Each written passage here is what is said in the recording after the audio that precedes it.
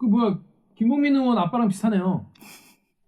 뭐 잘못하신 분들은 전봉민 의원. 전봉민 마지막에 최선을 다하더라고요. 잘못하신 분들은 꼭 마지막에 최선을 다하더라고요. 그렇지. 검찰의 입장과 반대되는 입장만 해설해주면 돼요. 왜냐? 기사 내용 자체가 검찰 입장이니까. 그렇게 기소를 하는 것 자체가 검찰 입장이야. 그럼 이상하다고 생각하는 사람의 입장만 실어주면 돼요. 왜냐? 앞에가 검찰 입장이잖아. 근데 그게 개인적인 생각으로는 참 쉽지 않은 부분 맞아요. 중에 하나가 정혁 기자 자기 소개해 주시죠. 정명훈을 인터뷰하고 온 정현욱입니다. 성덕이네 성덕. 내 생에 이런 날이.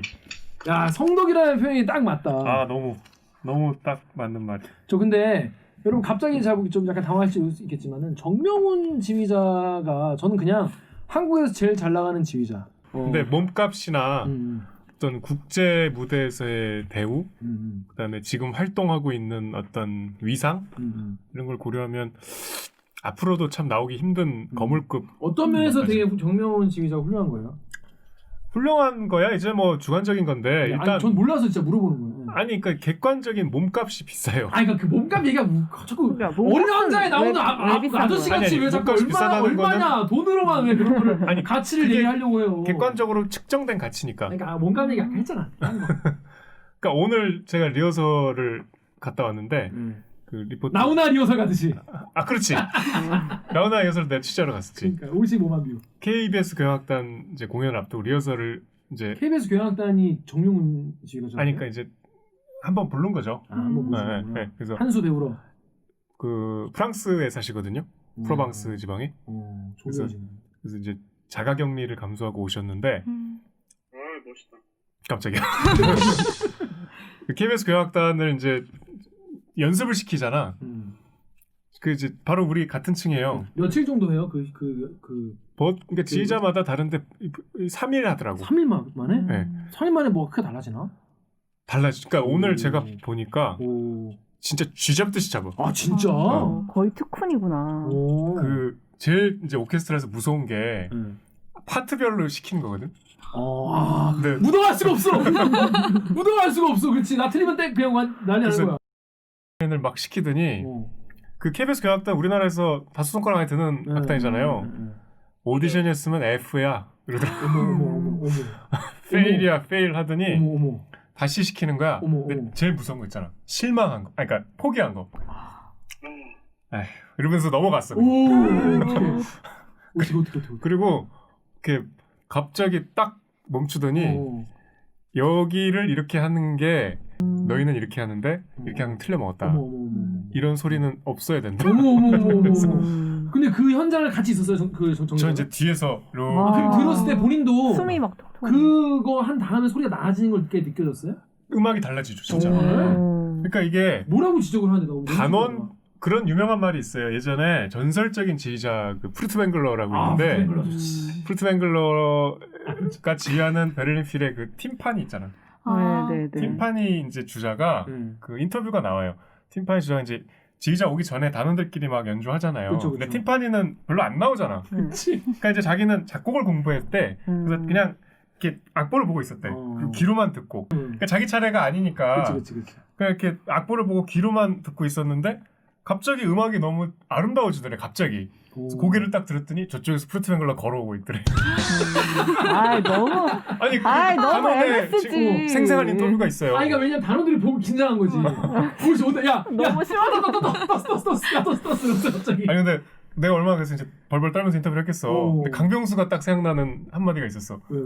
그러니까 이제 처음에 앉아갖고 그 2주간 자가격리를 하셨잖아요. 네. 근데 자가격리하는 동안 힘들지 않으셨냐 그랬더니 너무 좋았대. 왜? 그러니까 그 무슨 큰 집에서 혼자 계셨나 봐요. 근데 엄청 큰 집에서 자기가 딱 세 명수는 개만 10평짜리 집에서 있지만 딱 세 가지였대. 정명수는 큰 집이겠지. 자고 먹고 피아노만 쳤대. 하루 종일. 열몇 시간 동안. 좋아하세요? 피아니스트잖아요 원래. 원래 피아니스트였다가 지휘자가 되는 세계적인 피아니스트예요 원래. 차이콥스키 콩쿠르에 2등 하시고 피아노만 쳐서 정명은 정명훈 지휘자님께 드릴 말은 아니지만 정명훈 지휘자님의 집에는 채광이 잘 돼서 그래요. 그러니까 자기는 자기만의 세계를 2주 동안 피아노만 쳐서 너무 좋았다는데 그 병수처럼 원룸에서 한번 해보라 그랬지. 채광이 안 되는 원룸에서 개와 함께. 그래서 자가격리도 참 빈부격차가 심하구나. 아 그렇구나. 빈자. 다 부동산 문제입니다. 그만해 이제 부동산님 그만해. 하여튼 그랬습니다. 근데 너무 신기하게 궁금해서 그런데 그러면 정명훈 지휘자 원래 인터뷰할 때 좀 까칠하시다고 좀 들었거든요. 약간? 까칠한 정도가 아니라 언론을 싫어해요. 인터뷰를 원래 안 해요. 근데 이제 제가 공연 담당이고 마침 우리 악단을 지휘하러 오니까 KBS니까. 그러니까 이제 그 KBS 교향악단 사무국장한테 제가 한 2주 전부터 막 부탁을 여러 번 했어요. 그 분명히 부탁하면 싫어할 테니까 한 3번 4번 얘기해 달라고. 그래서 뭐 하여튼 설득 끝에 했는데 처음에 이제 리허설 끝나고 제가 가서 안녕하세요 그랬더니 되게 까칠하게 한두 개만 하지 이러시더라고. 질문을 한두 나는 지금 너무 에너지가 고갈된 상태니까 나는 그리고 세상에서 인터뷰가 제일 어렵고 그리고 본인은 한국말이 좀 힘들대요. 본인은 불어 이태리어가 편하고 그렇기 때문에 조금만 빨리 끝내자. 그리고 뉴스에 나갈 거 아니냐. 내 인터뷰 얼마 안 나갈 거 아니까. 그래갖고 일단 앉았지. 하림 씨랑 좀 다르. 40분 했어. 40분? 내가 이렇게 하다가 갑자기 이것도 내 자랑 같은데. 그거 하라고 내가 시킨 거야. 얘기하다가 갑자기 말을 끊더니 음악 전공했어요? 마스크 한번 내려봐. 일단 내렸더니 처음 보는데 이러더라고. 그래서 되게 하고 사진도 먼저 찍자 그래서 이렇게 하고 되게 화기애애하게. 그래서 나는 지금까지 사실 정신을 못 차리겠어. 너무 믿겨지지가 않았어. 정명 기자가 KBS 입사한 이래 가장 행복한 표정을 지금 짓고 있어요. 너무 난 진짜 기자 된 일이 오늘처럼 이런 분을 내가 사실 지휘자도 인터뷰 많이 했거든요. 근데 너 좀 달랐어요. 선배 피아노 하셨댔죠? 난 피아노 쳤지. 이건 지휘. 피아노 그러니까 지휘자 되고 싶었는데. 여러분은 음악에 대해서 아니까 맞아. 좀 제가 좀 막 이빨은 내가 정명 공연을 워낙 많이 봐서 어떤 공연 막 이런 얘기도 하고 좀 아부를 많이 했지. 그치 해야지. 내귀의 캔디. 그렇지. 그리고 막 한국 팬들이 너무나 기다렸습니다요. 막 약간 좀 기분 좋은 말씀들을 드렸는데. 다행히. 하여튼 그게 먹혔어. 정명 기자 정말 다 진심이었어요. 혹시 유튜브 보시지 않겠지? 정명 기자님의 댓글 글씨 잘 보시면 좀 이놈 새끼 봐라. 그럴 것 같다. 아무튼 안 보시겠죠? 보지 마세요. 자, 그래서 저희 이제 바로 다음 아이템 넘어가려고 하는데 저기 밖에 오균아 PD가 와 있네요. 오균아 PD 안녕. 합니다. 상훈아 그 귀나 사진 하나 찍어줘. 자, 다음 아이템은 우리 오규정 기자, 강명수 기자 준비했죠? 어떤 아이템입니까? 아이템도 해요? 네. 아이템 준비했습니다. 하세요. 네. 제목은 코웨이 엉뚱한 고객에 밀린 돈 내놔라 채권 추심사까지 동원이라고 하는 부산총무 정민규 기자가 쓴 기사입니다. 통화했어? 그럼요. 통화됐구나. 아까 통화 안 된다고 했더니. 자, 이거 여러분 그 KBS에서 지난주에 제일 많이 본 뉴스예요. 이게. 이건 진짜 화제가 많이 됐습니다. 어떤 내용입니까? 모르는 분도 계실 텐데. 일단 황당한 기사입니다. 사실 내용은 크게 뭐가 복잡하거나 뭐 그런 게 아닌데 이게 내일이었으면은 정말 속된 말로 빡쳤겠다 싶은 기사거든요. 네. 이게 부산에 사는 정모 씨라는 분이 있어요. 이 피해자분이거든요. 정모 씨라는 분이 있는데 이분이 갑자기 느닷없이 채권 추심사에서 변제 최고장이라는 걸 받습니다. 자, 채권 추심사가 뭐 하는 사람이에요? 네, 이제 내가 정말 간단하게 얘기해서 이제 돈을 내라, 돈 받아줘야 되는 그런 곳인 거예요. 돈을 안 갚고 있으니까 네가 변제해야 될 게 있는데 갚지 않고 있다. 그러니까 돈을 좀 우리가 받아가야겠다라고 편지 한 통을 받았어요. 근데 그 내용인 즉슨 봤더니 내가 코웨이로부터 이 정 씨가 코웨이로부터 비대를 렌탈해서 쓰고 있는데 그거를 그 비대 요금을 내지 않은 게 20만 원에 달하고 그거를 갚아라 이런 거예요. 근데 비대 같은 거는 우리 집에 있는지 없는지 내 눈으로 확인이 가능하잖아요. 그쵸. 내가 명확히 알고. 그렇죠. 한 번도 써본 적이 없어요. 내가 코웨이의 고객인 건 맞지만 코웨이의 비대를 써본 적이 없거든요. 그래서 이 정 씨가 너무 이상해가지고 채권 추심사에 다시 연락을 해요. 나는 쓴 적이 없다. 비대 쓴 적이 없는데 왜 나한테 갑자기 돈을 내라고 하는 거냐 라고 물어봤더니 채권 추심사는 모르겠고 할 때 우리는 그 코웨이 회사로부터 당신이 비대 쓴다고 그렇게 연락을 받았으니까 돈 내라 이렇게 와요. 그리고 정 씨는 그러니까 나이가 좀 있으신 분이거든요. 억울하잖아. 그래가지고 막 코웨이 쪽에도 전화를 하고 다시 채권 추심사 쪽에 근데 내가 진짜 아무리 생각해도 이거 쓴 적이 없는데 왜 그러는 거예요? 라고 얘기했더니 막 채권 추심사에서는 마치 악성 민원인 것처럼 얘기해서 막 당신 조선족 아니냐, 우리한테 사기치려고 하는 거 아니냐, 야, 뭔 소리야? 이렇게 얘기를 하고 코웨이 쪽에서는 콜센터에서 이거 코웨이 쪽에서 마찬가지로 악성 민원인 취급하면서 콜센터에서 이거 우리 본사 쪽이랑 연결 못 해준다. 당신 쓰셨는데 왜 돈 안 내는 거냐 이렇게 취급을 해요. 미치고 팔자 뛰겠네. 너무 억울해서 그 소비자원에 고발하는 동시에 KBS에도 이제 제보를 했어요. 따님이 이준규 씨의 따님이란 분이 어머니 너무 스트레스를 받으니까. 그러니까 취재가 시작돼가지고 이게 어떻게 된 거냐?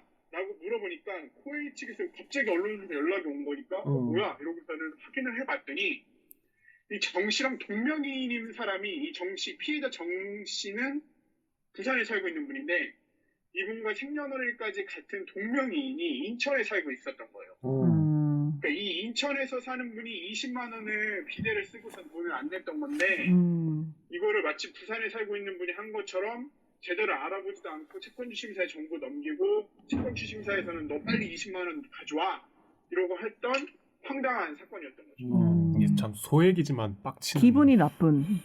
이걸 내가 막 설명을 하고 해명을 막 해야 되잖아. 바쁜 사람들이 그렇죠. 왜 이게 하나하나를 내가 막 나 지금 이게 해명을 하는 것도 웃겨. 내가 진짜 쓴 적이 없는데 그러니까. 어떻게 해명해? 안 썼는데 어떻게 무슨 말을 더 해? 없는데 어떻게 증명하냐는 채권 추심사가 근데 막 계속 이렇게 몰아붙이는데 돈 끝까지 안 내면 어떻게 되지? 추심하러 오겠지 이제. 와 누워 와서? 근데 그게 정기적으로 이제 출심을 해줘야, 그러니까 내가 그걸 받을 의사가 있다는 걸 계속 표시해줘야지 나중에 법적으로도 법정에서? 돌려받을 수 있는 거거든요. 자 여기 다음 댓글 우리 정렬 기자 읽어주십시오. 너스레님이 코웨이한테 사지도 않은 정수기 청구해야겠다. 그렇죠. 얼마나 황당한 일입니까? 코웨이에게 쓰지도 않은 비대를 청구해야겠네요. 근데 이게 보니까 이 기사에 대해서 나도 당했다. 이런 게 엄청 많았어요 댓글이. 정 작가 이런 댓글 되게 많았다면서요? 이게 진짜 추린 거예요. 그냥 똑같은 얘기가 막 나도 당했다고 이런 얘기도 있고 또 어떤 얘기도 있었냐면은 뭐 몇 년 전에는 해외에 사는 사람들 정보를 어떻게 알았는지 몰라도 뭐 사지도 않은 거 이거 렌탈도 안 한 거 해외에 있는 사람들한테 갑자기 연락하고 막 이랬다 이런 얘기까지 있더라고요. 그래갖고 이제 이분들이 의심을 하는 거는 이건 정말 그냥 그 분들이 이제 댓글에 다신 건데 이런 뇌피셜이야? 네. 이런 사람들이 하도 많으니까 이거 일부러 이러는 거 아니냐 이렇게 동명이인이 많을 수가 있냐 그것도 생일까지 똑같은 왜냐면 이 사람들이 주장을 하는 게 뭐 이제 주소지는 못 봐서 모르겠고 동명이인과 생일이 똑같아서 구분을 하지 못했다는데 이렇게 많을 수가 있냐라는 댓글들이 좀 있더라고요. 자 오기정 기자 여기 다음 댓글 읽으십시오. 다음에 꼬꼬마님이요. 나한테도 연락 옴. 15년이 지난 거고 나는 렌탈비 완납한 걸로 알고 있는데 채권 추심은 10년 지나면 할 수가 없는데 모르는 사람들은 많이 당했을 듯. 네, 쭉 다 읽으십시오. 환창 정밀님이 회사 운영하는 분인가 봐. 정밀 거기. 우리 와이프한테도 이런 일이 있었다. 흔한 일이다. 우리 와이프는 직원으로 등록돼 있었다고 뭐야? 한다. 어디서 고객 정보를 빼왔는지는 몰라도 대리점에 직원으로 등록시켜 미납금 내놓으라고 전화가 오고 그랬다. 경찰서에 명의도용이라고 고발하러 간다고 하니까 그제서야 동명이인이라면서 발뺌을 했다. 고객센터 전화했을 때는 민증번호랑 사는 곳 확실히 말하더니 참 어이가 없었다. 네, 다음 거 제가 읽을게요. 포인트에 저도 계속 채권 추심하면서 몇 년째 고지서가 오고 있습니다. 정수기 렌탈하면서 자동이체 했는데 약속한 3년 지나고 해지하고 재개 안 했는데 저한테 미납금 있다고 괴롭히고 있습니다. 어떻게 해야 할까요? 난 나일뿐님이 저도 똑같은 일 당했던 사람이에요. 수법은 여전히 똑같군요. 동명이인은 그렇다 치고 생일까지 똑같은 경우가 흔한가요? 뭐 주소까지 맞다고 하고 이게 이런 경우가 맞나 봐요, 관 기자?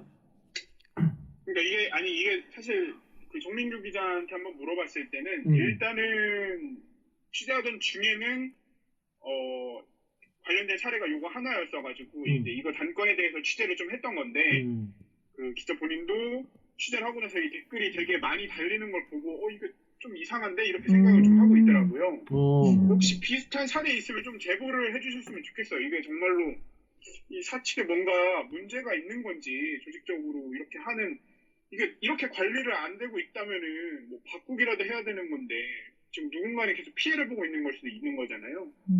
좀 제보를 좀 해주셨으면 좋겠어요. 본격적으로 좀 취재를 해볼 만한 내용이구나. 근데 아무튼 이게 지금 코웨이가 이거 갑자기 이런 렌탈 서비스 시작한 지 얼마 안 됐어요. 지금 뭐 국내에서는 좀 됐지만 실제로 4년 됐나? 한 5년 됐나?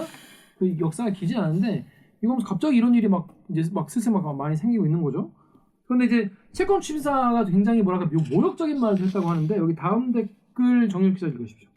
다음에 썬님이 추심회사 직원으로서 어떤 추심회사의 의뢰가 되었는지 모르겠지만 내용상으로 보면 불법으로 의뢰가 됐는지 추심회사 직원이 채무자한테 채무 관련 문의가 들어오면 채권자와 통하여 사실 여부를 다시 확인하고 듣기 거부감 상담은 안 하는데 추심회사 간부가 전화하여 용서를 빈다. 상식 밖의 추심회사네요. 그러니까 되게 아까 말한 뭐 조선족이냐 그런 말부터 되게 심한 말을 많이 했다고요. 네, 이게 그냥 기본적인 태도 자체가 마치 악성 민원인인 것처럼 20만 원 떼먹으려고 하는 민원인인 것처럼 그 태도를 굉장히 취했었고 이건 사실 뭐 코웨이 측에 항의를 하려고 해도 비슷한 태도였었기 때문에 이 중간 사이에서 굉장히 스트레스를 좀 많이 받았다고 피해자분께서 그렇게 하소연을 좀 했다고 하시더라고요. 다음 댓글 우리 작가님 읽으십시오. 네. 다음에 럭셔리 서빈님이 확인해달라고 그렇게 얘기했는데 귀등으로도 안 됐더니 문제가 돼서 취재하고 사실관계가 밝혀져 고발한다고 하니까 이제 와서 실수라며 죄송하다고? 그토록 소비자를 무시해놓고서는 한다는 소리가 참 뻔뻔다. 그러니까 코웨이가 KBS 취재가 시작되니까 사과를 한 거예요? 그렇죠. KBS 취재가 이제 시작되고 하니까 그때서야 이게 도대체 어떻게 된 일이지? 라고 그때서야 내막을 좀 알아봤던 거고 그러고 나서야 이게 동명이인이었구나 라는 걸 확인하게 됐던 거고 그 다음에 이제 이 피해자분한테도 그 보도가 안 나가게 하면 안 되겠냐 라고 되게 많이 이야기를 했다고 그런 이야기를 전해들었다고 하더라고요. 기자가. 그 뭐야 김봉민 의원 아빠랑 비슷하네요. 뭐 잘못하신 분들은 전봉민 의원. 전봉민 마지막에 최선을 다하더라고요. 잘못하신 분들은 꼭 마지막에 최선을 다하더라고요. 그렇지. 애초에 잘못 안 하면 되는데 마지막에 최선을 다하시는 그런 이야기였습니다. 띵원이다.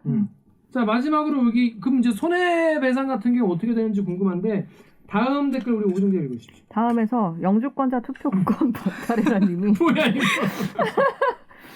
코웨이가 저 사람의 전화번호를 어찌 알고 전화해서 독촉을 한 건지 조사를 해야 된다. 렌탈 계약서도 없는데 어찌 전화번호를 알고 있었던 건지 그게 중요한 거다. 어디서 저 사람의 주민번호 앞자리와 이름만 불러주면 전화번호를 알려준다든지 불법적으로 가지고 있다는 거 경찰에 조사를 의뢰해라. 근데 이거는 뭐 이번에 원래 정수기는 쭉 썼으니까 정수기에 썼기 때문에 뭐 정보가 정보는 있었겠죠? 갖고 있었던 거. 근데 이제 방금 이제 강병수 기자가 말한 것처럼 잘못한 분들은 마지막에 늘 최선을 다한다고 했는데 제가 안 그래도 방금 찾아봤어요 뉴스를. 근데 지금 여러분도 한번 검색해 보세요. 그 뉴스에 코웨이를 치잖아요. 그럼 제일 위에 코웨이 무슨 상 받았다는 기사가 쫙 떠. 아하 뿌렸다. 무조건 2페이지에 있어요. 그 바로 기사는. 뿌렸어요. 바로 뿌려가지고 제일 위에 있는 건 IT조선 기사인가 그래요. 근데 딱 첫 기사는 무슨 뭐 소비자 무슨 뭐 4등인가 무슨 뭐 상수상.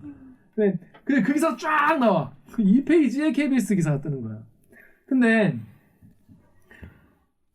똑같은 내용의 기사예요. 기사 내용이 뭐 그렇지 않겠어요? 근데 그런 기사 한 30건인가 있어. 이게 그럴 필요가 있나 그런 생각이 들더라고. 이게 그러니까 누군가 이제 네티즌이 검색을 할 때 코웨이 관련된 뉴스를 찾아보고 싶을 거 아니에요. 그러면 그런 기사는 하나만 있으면 되잖아. 어차피 똑같은 기사니까. 그리고 그 다음은 KBS 기사 그 나쁜 기사 나와야 정상인데 그 쓸데없는 기사가 쫙 나오더라고. 그래서 이게 참 홍보팀 그래도 열심히 일한다. 최선을 다한다. 잘못하고 나서 최선을 다한다. 이런 생각이 들었습니다. 여러분 가서 보세요. 이런 식으로 불러가고 있어요. 자 그렇습니다. 참 별일이 다 있죠. 여러분 정말 상상도 못한 일입니다. 진짜 갑자기 나한테 채권 취임에 전화가 오면 물론 무섭겠어 솔직히. 무섭지. 무섭지. 막 조폭들 인가 그러고 평생 그런 줄 안 받아보고. 추심이란 단어가 무섭잖아요. 그러니까 잘못한 거. 아니 내가 하지도 않은 일을 취소해달라고 하는 게 얼마나 짜증나겠어요 진짜. 짜증나지. 그리고 뭐야 돈을 받아가려면 지네가 그걸 증명을 해야지. 내가 그걸 썼다는 거를. 그 이유 너무 어이없잖아요. 동명이인. 이건 진짜 한 번만 검사하면은 사실 그러니까. 다 아는 건데. 자, 그렇습니다. 자, 다음 아이템은 우리 정윤욱 기자가 준비했죠. 어떤 아이템입니까? 좀 시간이 지난 12월 9일의 디지털 기사입니다.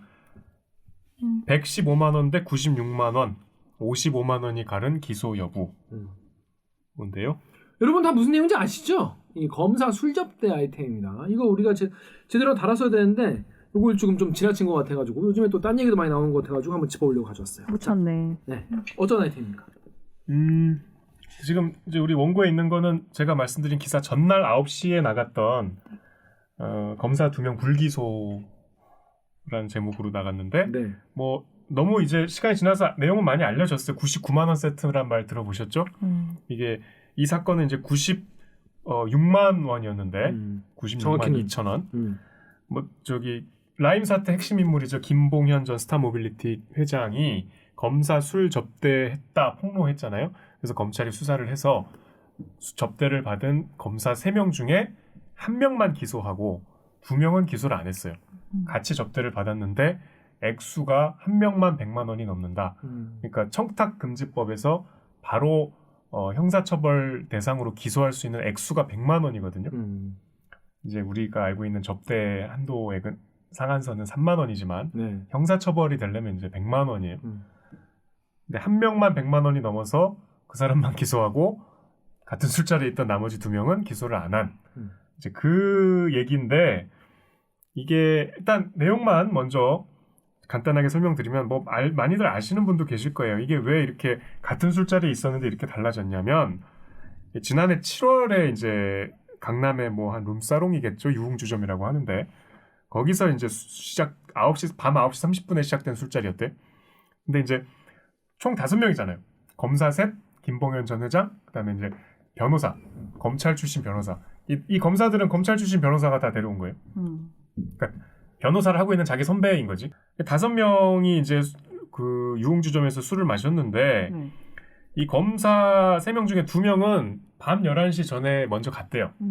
그러면 5명 중에 2명이 갔으니까 3명이 남잖아. 근데 이 2사람이 간 뒤에 이제 그 밴드하고 이제 여성 접객원이라고 표현을 합시다.가 이제 들어왔대. 그러니까 11시에 간 사람 뒤에 추가로 지불된 비용이 55만 원이래요. 네. 그러니까 이제 총 금액은 술자리에서 총 금액은 536만 원인데 536만 원에서 일단 11시 이후에 2사람 간 다음에 나온 금액 55만 원을 빼고 N빵을 해서 5로 나누면 이제 96만 2천 원이에요. 그 5명 중에 이제 2명은 11시 전에 간 검사는 96만 2천 원이고 이제 한 사람은 나머지 3사람은 96만 2천 원에서 이제 55만 원 나누기 3을 해서 더한 거지. 그래서 이제 100만 원이 넘는 액수가 나온 거예요. 무슨 말인지 아시겠어요? 아 여기도 열심히들 사시네 진짜. 자, 내용은 여기까지예요. 근데 한번 상식적으로 생각을 해보세요. 일단 이거를 기소 여부를 따지는 이제 뭐 공소장일 거 아니야? 이게 N빵을 하는 게 말이 된다고 생각하세요? 그러니까 원래 이렇게 하는 거예요? 그게 이제 서로 이게 약간 뭔가 모호할 때 액수를 나누거나 뭐 이렇게 어떤 사람이 뭐 물주를 굳이 딱 특정하기 어렵거나 이런 상황에서는 예외적으로 하는데 이렇게 하는 경우는 대단히 드물다는 게 이제 기사에도 이미 많이 인터뷰가 나왔고 법조계의 일반적인 얘기예요. 그러니까 이걸 수사한 게 검찰이잖아요. 그리고 여기 수사 대상이 검사잖아요. 그러니까 이제 최대한 봐주기를 하려고 모든 법리를 동원하는 끝에 이제 N빵을 한 거죠. 그런 아이디어를 내서 이렇게 한 거죠. 그리고 이제 이게 지금 적용된 혐의가 아까 말씀드린 대로 청탁금지법 위반이에요. 근데 이 기소가 된 분도는 그 실제로 그 수사팀의 수사팀장이고 이제 나머지 2사람은 뭐 그 수사팀은 아니었다곤 해도 그 변호사 검찰 출신의 그 변호사 때문에 온 거 아닙니까? 그렇죠. 그럼 이거는 뇌물이잖아요. 우리 상식으로.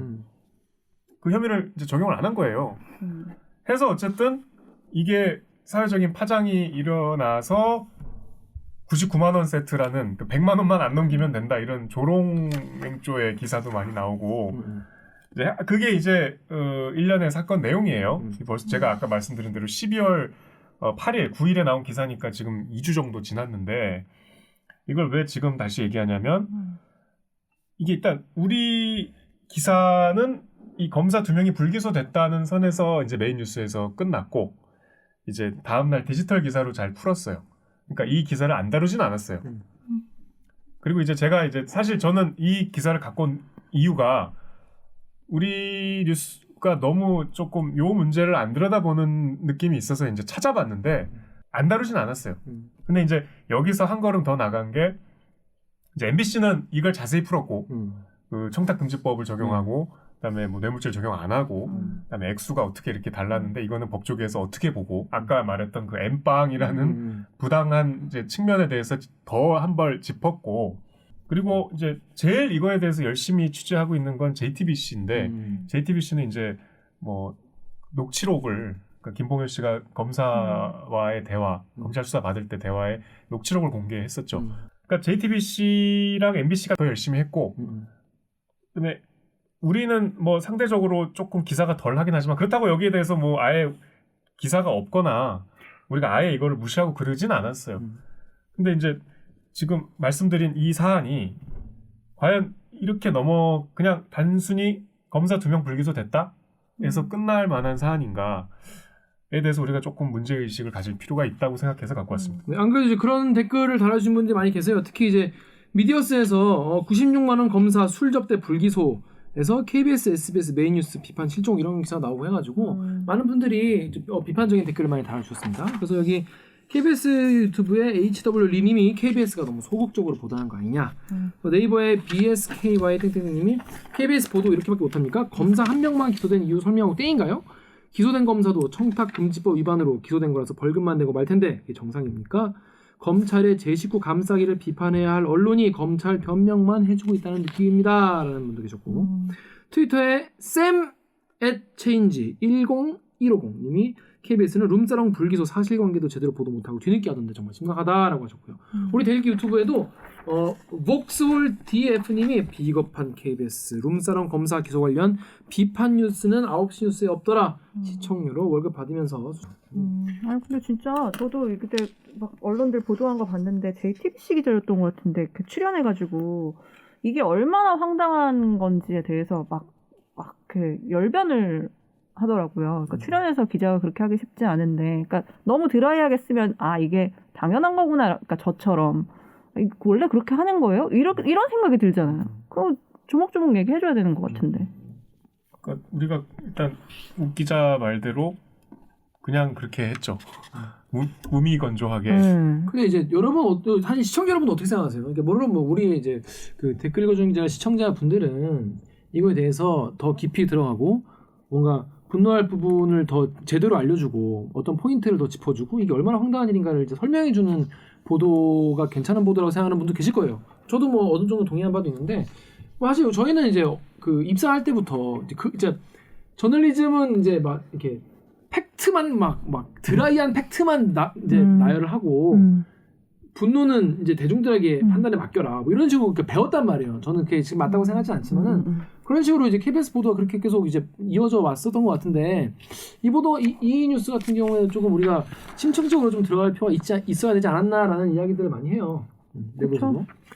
근데 이게 왜 그러냐면은 뉴스를 보고 이게 사전 지식이 있고 우리가 이걸 쭉 봐왔으면은 이거에 대한 가치 판단이 바로 될 수 있지만 사실 이 뉴스만 보면은 그냥 드라이하게 팩트를 썼으니까 기소가 됐구나 불기소가 됐구나 끝이란 말이에요. 여기에 어떤 문제의식을 느끼지도 못하고 왜냐면 사실 뉴스를 계속 챙겨보시는 분들도 있지만 워낙 하루에도 많은 이슈들이 쏟아져 나오기 때문에 금방 잊을 수도 있고 그게 묻혀가지고 못 볼 수도 있는 건데 그런 뉴스를 어떤 이전에 있었던 얘기들을 설명을 해주지 않거나 좀 수상하다고 여겨지는 부분을 설명을 해주지 않으면 잘 몰라요. 근데 그런 가치 판단이 안 되고 그럼 이런 되게 중요한 문제들이 그냥 흘러 지나가는 거잖아요. 그러면은 이게 뭐 바뀔 수가 있을까요? 그러니까 언론이 열심히 하는 것도 중요하지만 결국에는 이걸 보는 시청자들 그리고 또 이제 독자들이 어떤 사안인지 아는 것도 되게 중요한 일이라고 저는 좀 생각이 들어가지고 그러니까 이제 제목을 일단 보면 그러니까 이게 뭐가 낫다는 건 아닙니다. 근데 극명하게 대조가 되는 게 우리 메인 뉴스는 제목이 전 라임 수사팀장 기소, 검사 2명은 불기소. 그게 제목이고 MBC는 검사 술접대 석연찮은 계산법, 침묵하는 검찰 이게 제목이에요. 그러니까 MBC가 좀 각을 확실히 세워서 했죠. 그러니까 이게 아주 같은 사안을 좀 다르게 보도한 건데 우리 것도 팩트가 누락된 건 없어요, 기사에. 그러니까 지금 이게 기사를 보면 네, 거듭 말씀드리지만 뭐가 낫다는 게 아니고 이 사안을 바라보는 언론의 태도가 이게 좀 달랐어요. 근데 이제 많은 분들이 이거는 조금 이렇게 기계적으로 기소 불기소 여부를 제시하는 거에 그치면 조금 부족하지 않냐 이런 문제의식도 갖고 계신 것 같아서 일단 우리가 뭐 그 내부에 또 논의들이 있어야겠죠. 근데 하여튼 그런 아쉬움을 저 또한 사실 느끼고 그래서 일단 이렇게 비교 정도는 저희가 해줄 수 있으니까. 그래서 무채가마 가져왔습니다. 무치뉴스 브리브리 브리핑 빠밤 해서 가져왔습니다. 강병수 기자 어떤 것 같아요? 네, 같은 생각입니다. 너 딴 생각하고 있었지? 아니. 너 수수 보고 있었지? 너 수수랑 놀고 있었지? 아니. 근데 저도 비슷한 생각이긴 해요. 근데 이게 어쨌든 그러니까 이게 디지털에는 사실 이 내용들을 좀 자세히 풀어 썼잖아요. 아까 말한 것처럼 뭐 내용을 누락한 게 아니라서 뭐 제가 이게 어떤 과정을 거쳐서 이런 판단을 내리게 됐는지를 알 수가 없으니까 말하기가 조심스러운 부분이 있긴 한데 이런 거는 사실 언론이 짚어줘야 되는 부분이긴 하잖아요. 만약에 그냥 불기소가 2명이 됐다라고 하면은 불기소가 2명이 되는 과정에서 얼마나 황당한 일이 엠빵을 나누는 이런 황당한 일이 있었으면 사실 이거는 진짜 우리가 대들기 2년 넘게 하면서 정말 많이 주적으로 삼았던 법기술자들의 논리인 거잖아요. 맞아. 이게 정말로 민주주의를 저는 퇴보시키는 짓이라고 생각하거든요. 그런 분들의 행동에 대해서 다시 한번 짚고 가고 이거 이렇게 하면은 최소한 이게 이걸로 처벌은 할 수 없어도 욕은 먹고 가야 돼. 그래서 이게 다 기록으로 남아서 만약에 이게 나중에 정말 상식선에서도 말도 안 되는 걸로 어느 순간 받아들여지면 30년 뒤에라도 이거 정말 당신들 그때 잘못한 거야 라고 기록으로 남겨야 되는 거기 때문에 언론이 짚어야 되는 거라 생각이 돼요. 근데 그런 면에 있어서는 이제 아쉬운 부분이 있는데 뭐 어쨌든 간에 우리가 분명히 기사를 안 쓴 건 아니니까. 근데 좀 이게 이제 리포트가 아까 제가 말씀드린 그런 좀 드라이한 편이었고 다음날 해당 기자가 정재호 기자가 자세히 풀어서 디지털 기사를 썼어요. 잘 썼어요. 내용이 딱 일목요연하게. 근데 그쵸. 제목이 일단 115만 원 대 96만 원, 55만 원이 가른 기소 여부 이게 제목이고 이제 임 기자가 뭐 그래픽을 인용해 주겠지만 아주 이해하기 쉬운 요 그래픽으로 딱 보면 이해가 되게 했어요. 근데 이제 여기까지는 참 사실관계를 이해하기가 쉬운데 이제 이 설명이 여기서 끝났어. 그리고 이제 MBC 기사는 좀 잘 됐다 쓰는 게 아니라 좀 대조를 하는 거예요. MBC 기사 리포트가 하도 이걸 먹어가지고 대법원 판례는 어떻다. 비용 구분이 불분명할 때만 이렇게 엠빵을 한다. 그리고 검사들의 처벌 범위를 최소화하려고 수사팀이 꼼수를 쓴 것처럼 보인다. 이렇게 좀 한 발 더 나간 해설 문장이 들어가요. 이게 이제 차이인데 우리가 많은 분들이 종편과 팟캐스트 유튜브에 많이 의존하고 좋아하시잖아요. 그 공통점은 어떤 이런 현안에 대해서 해설을 해주잖아요. 그러니까 기자가 가장 경계해야 되는 이제 여러 가지 매체들이죠. 왜냐하면 그 해석에 이제 주관적인 판단이 개입되면서 팩트가 흐려지기 때문에 뭐 오염된다고 하죠. 굉장히 정파적인 관점에서 왜곡되는 경우도 종종 있기 때문에 그쵸. 그러면 그걸 가장 경계해야 되는데 저는 그걸 경계하고 사람들이 정말 팩트를 올바르게 듣고 판단을 할 수 있도록 언론이 보도를 하려면 이런 거는 해설을 해줄 필요가 있다고 생각해요. 어떻게 하면은 정파적으로 오염되지 않게 해설할 수 있죠? 그러니까 55만 원이 가른 기소 여부 하면은 55만 원이 기소를 갈랐구나 잖아요. 55만 원이 기소를 가른 판단 자체가 상당히 부당하다고 법리적으로 볼 수 있는 관점과 그다음에 실제로 그렇게 법조계에서 보고 있는 시각들 이런 것들까지 같이 제시를 해줘야죠. 그게 얼마나 황당하고 좀 자의적인 사건인지를 우리 기사를 보면 좀 이해하기가 어려워요. 다음에 정재구 기자 한번 불러가지고 정재구 기자 아시죠? 몇 번 나왔으니까. 근데 이런 기사 같은 경우에는 그 검찰의 입장과 반대되는 입장만 해설해주면 돼요. 왜냐? 기사 내용 자체가 검찰 입장이니까. 그렇죠. 그러니까 기소 이유가 검찰 입장이니까. 그렇죠. 그냥 그렇게 기소를 하는 것 자체가 검찰 입장이야. 그렇기 때문에 이걸 반박하는 입장도 씌워주면 딱 그게 밸런스 맞는 거예요. 오히려 그렇지 않나? 예를 들어서 검찰 입장에 누가 봐도 맞으면 논란이 안 생기겠죠. 그럼 그냥 기사 검찰 입장만 내면 돼. 근데 논란이고 이상한 사람 있다. 그럼 이상하다고 생각하는 사람의 입장만 씌워주면 돼요. 왜냐? 앞에가 검찰 입장이잖아. 검찰은 이미 행위를 했어요. 행위를 했어. 그렇지 않습니까, 여러분? 그러니까 제 생각에는 검찰이 무슨 기소 내용이나 이런 거에 대해서는 얼마든지 비판인 내용만 씌워줘도 된다라고 생각합니다. 아닌가요? 전 좀 그런 것 같은데. 근데 그게 개인적인 생각으로는 참 쉽지 않은 부분 맞아요. 중에 하나가 그걸 정말 아프게 실어야 되는데. 그렇지, 아프게 실어야 되지는. 기자들이 이제 실력이 확실히 높아야 돼. 이것도 그냥 단순히 검찰과 반대되는 사람들, 그러니까 어차피 그 법조인들 중에서도 되게 생각이 다른 사람들이 많잖아요. 많지. 그러니까 이게 단순히 그냥 반대되는 사람들의 이야기를 이렇게 모아봤더니 이게 잘못된 거랍니다. 이게 아니라 진짜 문제가 되는 부분이 뭔지 맞아요. 사람들한테도 쉽게 정리를 해야 되는 게 이제 첫 번째고 그 정리되는 부분이 팩트에서 벗어나지 않는 것도 중요하고 하니까. 그러니까 맞아. 뭐 실력이 좋아야 되는 수밖에 없죠. 그러니까 강명수 기자 말대로 기자들이 실력이 좋게 정말 검찰이 아프게 기사를 팍 찔러 써야지. 안 그러면은 망신당해요. 안 그러면 검사들이 비웃어, 그지? 그렇죠.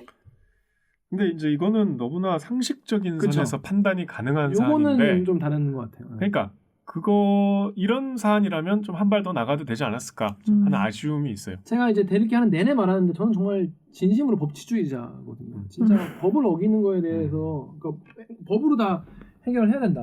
우리나라 기본 시스템을 생각하는데 검사들이 이렇게 자의적으로 기소를 하는 것으로 추정되고 판사들이 사법농단을 하고 이런 게 지금 몇 년 사이에 일어나고 있기 때문에 굉장히 법치주의자로서 분노할 수밖에 없고 우리나라 사법 체계와 그쪽에 종사하는 분들께 크게 실망할 수밖에 없다. 물론 언론도 문제가 많습니다. 여러분 제가 이 얘기를 늘 깔고 말씀을 드리는 거예요. 이제 언론이 같이 장단을 맞춰 주니까 그분들도 그러시는 거겠죠.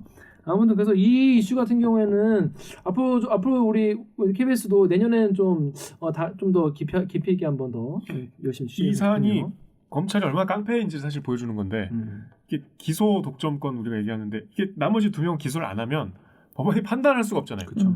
기소라는 건 법원에 갖다 줘야 되는데 그러니까 자기 식구를 이런 식으로 할 수 있다는 걸 여실히 보여줬잖아요. 우리가 지금 아까 처음에 제가 이거 설명하면서 엠빵 할 때 다 웃었잖아. 근데 실제로 엠빵 피식 웃음이 나오잖아요. 근데 이제 이렇게 지나가면 또 우리가 잊어버리겠지. 그렇죠. 이 2명은 세상에 그리고 엠빵을 그럼 하려면 엠빵도 웃기지만 엠빵 하려면 그러면 돈 낸 사람 빼야 될 거 아니야. 그렇죠. 전문대를 받은 계산하려면 똑바로 해야 될 거 아니야. 그것도 이상하고 더 많이 먹은 사람이 있을 수 있어.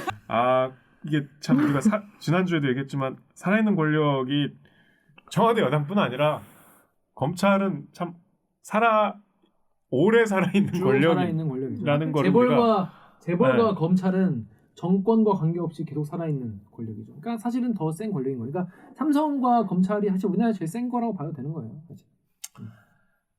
도대체 하룻밤에 뭘 하면 이제 법적 판결을 둘째로 떠나서. 하고 이제 불기소 되신 분들도 96만 원이나 쓰신 거잖아요. 나도 그게 너무 쓴 건 아니지. 충격적이더라. 그만큼 접대를 받은 건데 도대체 그러니까 하룻밤에 11시까지 먹었는데 뭐 새벽 3시까지 먹은 것도 아니고 500만 원을 어떻게 한 번에 쓰나 이런 궁금증이. 뭐 TC가 높은 데 갔겠죠. 뭐라고? 자, 그래서 검찰 개혁 이제 내년에도 쭉쭉 이제 갈 텐데 요 이슈가 이제 윤석열 총장의 발목을 지금 시원하게 잡고 있죠. 자, 요 아이템 요거 어떻게 되는지 앞으로도 같이 한번 지켜보시고 가시면 될 것 같습니다. 자, 그러면 2부, 3부, 다음 편은 이 안타까운 소식이에요. 안타까운 소식을 취재한 이 뭐냐면 여러분 중에 지금 대학원생도 계시죠. 그리고 이제 계시죠. 커뮤니티에서 대학원생이 얼마나 힘든가에 대해서 밈 같이 약간 이제 맞아요. 반 좀 자조적인 그런 게 많이 나와요. 대학원생이었잖아요. 그죠. 전 대학원생이었기 때문에 그걸 잘 알아요. 그 대학원 도서관을 대도관이라고 하는데 그 대도관 문을 딱 열면은 그 무거운 그 분위기가 있어요. 뭔가 그 노량진보다 심해요. 노량진 안 가봐서 잘 모르겠어요. 근데 노량진은 그래도 젊음이 있잖아. 맞아, 젊음이 있다. 아니, 대도관에는 젊음이 없어. 또 대학원생이나 고시생이나 비슷하지 나이는. 아니 대도관 왜냐면 노량진의 분들은 여차하면 틀 수가 있잖아요. 뭐 이렇게 취업으로 틀 수가 있어. 근데 여기 분들은 고였어. 고여서 유학을 가냐, 유학을 못 가냐, 아니면 뭐 박사를 따냐, 이번에 통과가 되냐 안 되냐 가지고 정말 인생이 정말 어떻게 될지 모르는. 근데 나이는 이제 30대가 이제 좀 넘어갈랑 말랑한 이런 분들의 그 중압감이 있어요. 그 마음을 좀 알아요. 엄청난 무거운 공기. 그 무거운 공기 있어 대학원 도서관에. 넌 어떻게 알아? 전 주변에 공부하는 친구들 많으니까. 그래서 이게 사담이지만 아직까지 봉건 시대의 권력이 유일하게 작용하고 있는 분야는 개인적으로는 대학이라고 생각합니다. 왜? 정말 철저하게 교수 아래. 아, 교수와 조교 사이? 교수님들에게 달려있고 하기 때문에 정말 생사 여탈권을 주고 있다는 말이 딱 맞죠. 도비분들. 불과 얼마 안 됐잖아요. 인본 사건. 그렇죠. 네. 더러운 얘기 하지 말고 노란딱지 보자. 그래서 뉴스에도 나간 건데 뭘. 노란딱지 본다니까. 자, 그래서 경북대 실험실에서 예전에 폭발 사고가 있었죠. 그거 어떻게 됐는지 지금 취재한 기자가 있어서 KBS 박용민 기자를 모시고 3부, 2부에서 돌아오겠습니다. 자, 그러면 로고 주세요. 자, 수수 안녕. 수수 일로 와. 수수 안 와? 안녕. 수수 짖네. 수수 내려왔다.